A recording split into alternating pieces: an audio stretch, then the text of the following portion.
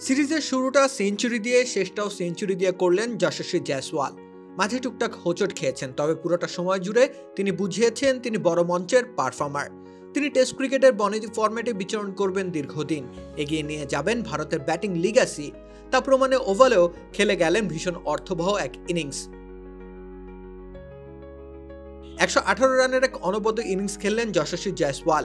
ওভালের উইকেটে ভারত প্রথম ইনিংসে অল আউট হয়েছে 224 রানে। ইংল্যান্ড সর্বসাকুল্যে সংগ্রহ করেছে স্রেফ 247 রান। অতএব উইকেট যে মোটেও ব্যাটিং সহায়ক নয় তা প্রমাণের জন্য অন্য কোনো নির্ণায়ক প্রয়োজন নেই।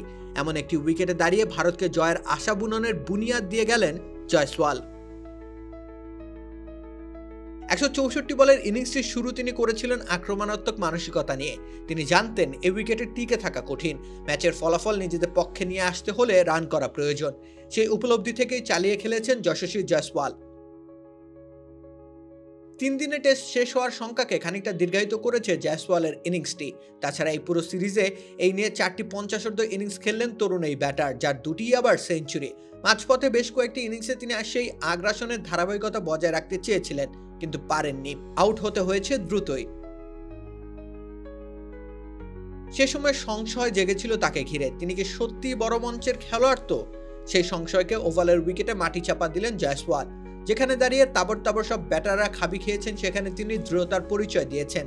দলের জন্য জ্বেলেছেন আশার আলো। সংশয়ের কালো মেঘ সব বৃষ্টি হয়ে ঝরে গিয়ে এখন তাই জেগেছে সূর্যালো। রাকিব হোসেন রুম্মান, খেলা 71।